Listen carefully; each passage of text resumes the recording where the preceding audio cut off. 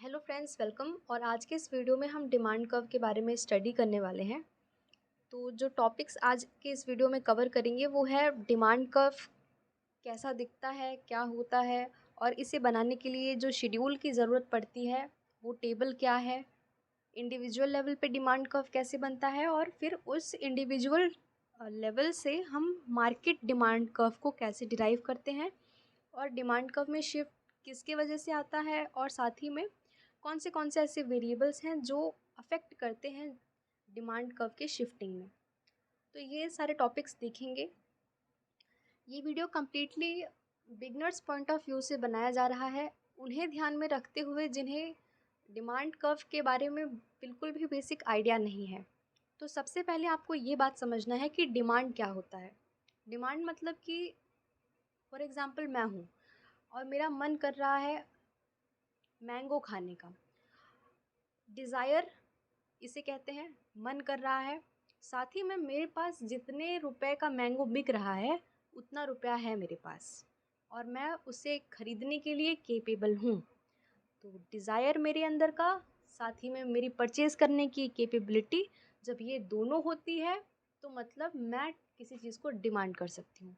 फिर जब मैं उसे ख़रीदने जाती हूँ मतलब मैंने उसका डिमांड किया। Okay, I hope it is clear. तो यहाँ पे हमने डिमांड समझ लिया, पर अब ये डिमांड कर्व क्या है। तो डिमांड कर्व का ये मतलब है एक ऐसा कर्व जो मेरे डिमांड को शो करे अलग अलग प्राइस लेवल पे।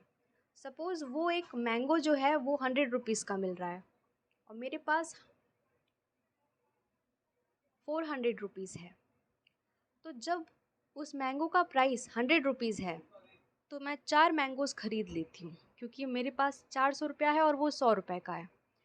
और जब उसका प्राइस 200 हो जाता है तो मेरा क्वांटिटी डिमांड कितना हो जाएगा, 2, क्योंकि मेरे पास 400 रुपया है और वो 200 रुपये का मिल रहा है। तो मैं 400 में सिर्फ 2 ही मैंगो ख़रीद पाऊँगी। तो देख रहे हो कि किस तरीके से वहाँ पे जो प्राइस जब इंक्रीज़ हो रहा है तो मेरा जो क्वांटिटी डिमांडेड है, मैं जो क्वांटिटी में डिमांड कर पा रही हूँ उस मैंगो को, वो कैसे कैसे कम होते जा रहा है। इसी चीज़ को शो करने के लिए मेरे पास एक ग्राफ है। जो ग्राफ यहाँ पर किसी पर्टिकुलर कमोडिटी के लिए बनाया गया है, पता नहीं ये कौन सा चीज़ है, लेकिन जब इसका प्राइस 12 रुपये होते हैं तो एक पर्टिकुलर इंसान उसे ज़ीरो क्वांटिटी में परचेज़ करता है, मतलब उसे ख़रीदता ही नहीं है। लेकिन जब उसका जो प्राइस है वो 10 रुपया हो जाता है तब वो पर्टिकुलर इंसान उसे एक क्वांटिटी में ख़रीद लेता है, और जब 8 रुपये में वो हो जाता है तब वो 2 क्वांटिटी में ख़रीदता है। तो सिमिलरली आप देख सकते हैं कि जैसे जैसे आप नीचे आ रहे हैं वैसे वैसे उसकी जो क्वांटिटी डिमांड करने की है वो इंक्रीज़ होती जा रही है। अब इन्हीं पॉइंट्स को जब मैंने इस ग्राफ में प्लॉट किया, जो कर्व मुझे मिला, इस कर्व को कहते हैं डिमांड कर्व। आपको एक बात याद रख लेनी है कि जो डिमांड कर्व है ये डाउनवर्ड स्लोपिंग होता है, क्योंकि there is a negative relationship between price and the quantity demanded. मतलब जैसे जैसे प्राइस इंक्रीज़ होगा क्वांटिटी विल बी डिक्रीजिंग, इस वजह से ये डाउनवर्ड स्लोपिंग होगा। अब ये जो मैंने बनाया यहाँ पर, ये तो आपको पता चल गया किस तरीके से बना है, लेकिन इसे बनाने के लिए जो डेटा का यूज़ हुआ है वो डेटा जब एक आप टेबुलर फॉर्मेट में लिखेंगे, इसे ही आप कहेंगे डिमांड शेड्यूल। ठीक है। अब ये जो डिमांड शेड्यूल है इसमें आप प्राइस एक सेक्शन में लिखेंगे, प्राइस में जो चेंजेस वो एक एक लेवल पे आप बताते जाएंगे, फिर उसी के सामने उतने प्राइस पे कितना डिमांड हुआ, उतने प्राइस पे कितना डिमांड हुआ, आप ये बताएंगे। इसमें एक बहुत इम्पॉर्टेंट बात याद रखने वाली ये है कि यहाँ पे बाकी सारी चीज़ों को जो है कांस्टेंट रखा जाता है, सिर्फ प्राइस के बारे में ही बात किया जाता है। बाकी सारी चीज़ें क्या हैं, बाकी सारी चीज़ों का ये मतलब यहाँ पर है कि जो चीज़ आपके डिमांड करने में एक अफेक्ट कर रही हो, फॉर एग्ज़ाम्पल मेरा इनकम हो गया, या फिर मेरा टेस्ट हो गया, या फिर और भी बहुत सारे ऐसे कंडीशंस है जिससे डिमांड अफेक्ट हो, एक ऐसा वेरिएबल जिसकी वजह से डिमांड अफेक्ट हो, उन सारी चीज़ों को आपने कांस्टेंट कर दिया, वो नहीं बदल रहे हैं। लेकिन सिर्फ प्राइस पे ध्यान दिया और प्राइस को एक तरफ लिखा, एक तरफ क्वांटिटी को लिखा, इसे डिमांड शेड्यूल कहते हैं। अब हमें इंडिविजुअल और मार्केट डिमांड को समझना है।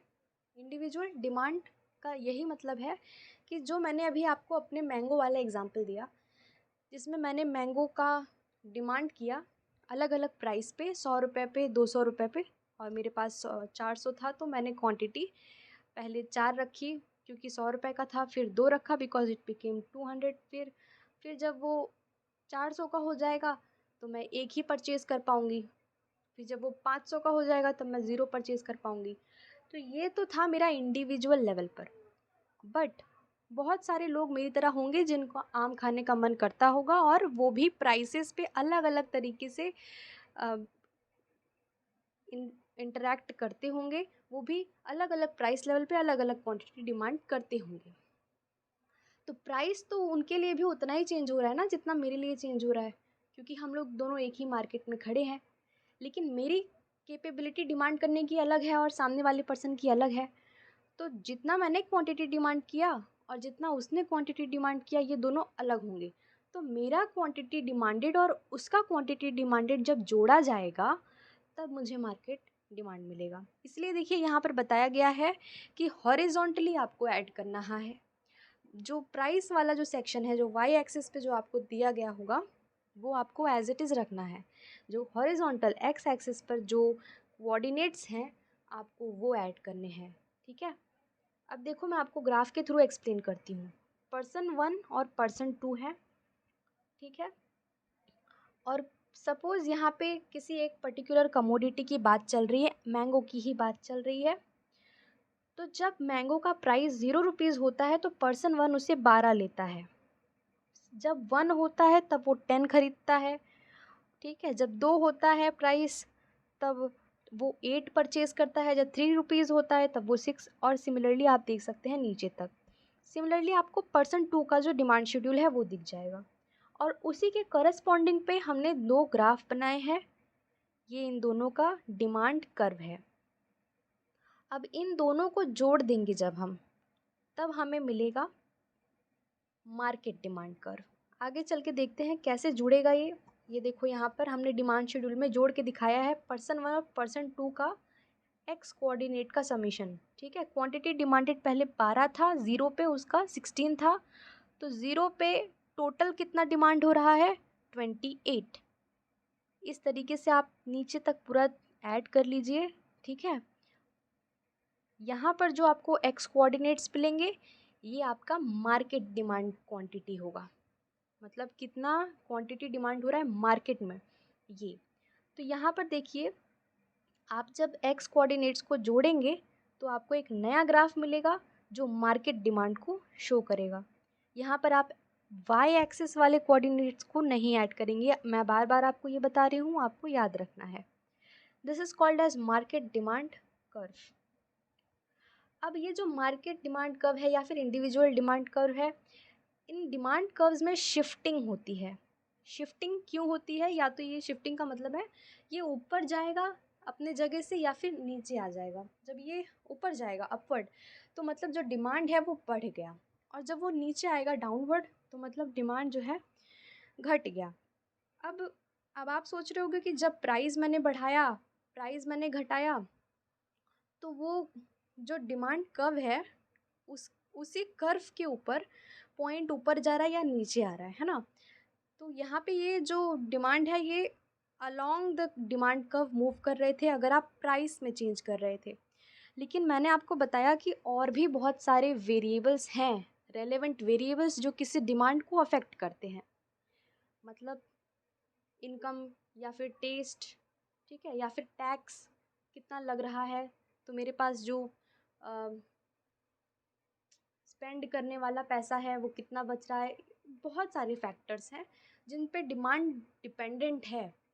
इन फैक्टर्स में जब चेंजेस आते हैं ना, उनकी वजह से डिमांड कर्व में शिफ्ट होता है अपवर्ड या डाउनवर्ड। आपको एक बात याद रखनी है कि ये जो वेरिएबल्स हैं, इन्हें ना आपके वाई एक्सिस में दिखाया गया है, ना ही आपके एक्स एक्सिस में दिखाया गया है।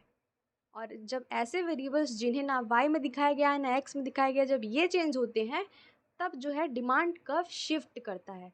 और जब आपका प्राइस में कोई चेंज होता है तो आपका जो डिमांड कर्व है वो, जो डिमांड के जो पॉइंट्स हैं वो आपके कर्व के अलॉन्ग ही मूव करेंगे। देखते हैं कौन से ऐसे वेरिएबल्स हैं जिनकी वजह से डिमांड कर्व में शिफ्ट होता है। सबसे पहले इनकम। इनकम बढ़ेगी या घटेगी तो भी आपकी जो डिमांड करने की कैपेबिलिटी है वो चेंज होगी। अब मैंने यहाँ पे सामने लिखा है नॉर्मल गुड्स और इन्फीरियर गुड। मतलब नॉर्मल गुड मतलब कि ऐसे गुड्स जिनकी जो डिमांड है वो बढ़ जाएगी अगर इनकम बढ़ेगा, और डिमांड घट जाएगी अगर इनकम कम होगा। लेकिन इन्फीरियर गुड्स ऐसे गुड हैं जिनकी डिमांड कम हो जाएगी अगर इनकम बढ़ गया, और डिमांड बढ़ जाएगी अगर इनकम कम हो गया।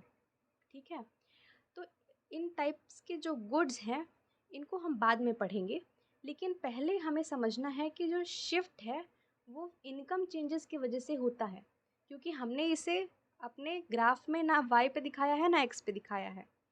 जो दूसरी चीज़ है वो है price of the related goods. जो रिलेटेड गुड्स हैं मतलब जो सब्स्टिट्यूट्स है या फिर कॉम्प्लीमेंट्स हैं किसी एक पर्टिकुलर कमोडिटी, किसी गुड का, उसके प्राइसेस में जब चेंज आएंगे तो फिर भी अफेक्ट होगा। सपोज़ चाय है और कॉफ़ी, अगर अगर चाय के प्राइस बढ़ गए तो लोग कॉफ़ी पीना स्टार्ट कर देंगे, क्योंकि कॉफ़ी उसके कंपैरिजन में कम प्राइस में बिक रहा है और उसका सब्स्टिट्यूट है। तो सब्स्टिट्यूट का जो प्राइस बढ़ जाता है तो दूसरी चीज़ की जो डिमांड है वो भी बढ़ जाती है। तो यहाँ पे आपको समझना पड़ेगा जो कॉफ़ी का डिमांड कर्व है उसमें शिफ्ट आ जाएगा अपवर्ड, क्योंकि उसका जो सब्स्टिट्यूट है मतलब टी, उसका प्राइस बढ़ गया है। ठीक है, जो तीसरी चीज़ है वो ये है कि टेस्ट। मान लो मेरा चाय पीने का मन ही नहीं करता, अब मेरा मन करता है जूस पीने का, तो भी यहाँ पर जो डिमांड कर्व बन रहा था चाय के लिए वो डाउनवर्ड शिफ्ट हो जाएगा, क्योंकि टेस्ट चेंज हो गया है, भले प्राइस उतना है। और जूस का जो डिमांड कर्व है वो बढ़ जाएगा, ऊपर हो जाएगा, भले प्राइस उतना है लेकिन मेरे टेस्ट में डिफरेंस आ गया है। Next thing is number of buyers. अगर हम मार्केट लेवल पे बात कर रहे हैं तो कितने लोग खरीद रहे हैं, ये भी बहुत इंपॉर्टेंट है to determine the shift in the demand curve. अब लास्टली आपके लिए यहाँ पर प्रैक्टिस क्वेश्चंस दिए गए हैं, आप इन क्वेश्चंस को प्रैक्टिस करिए और अपने एक्सपीरियंस कमेंट्स के थ्रू शेयर करिए। I hope this video was helpful for the beginners and thank you very much for watching.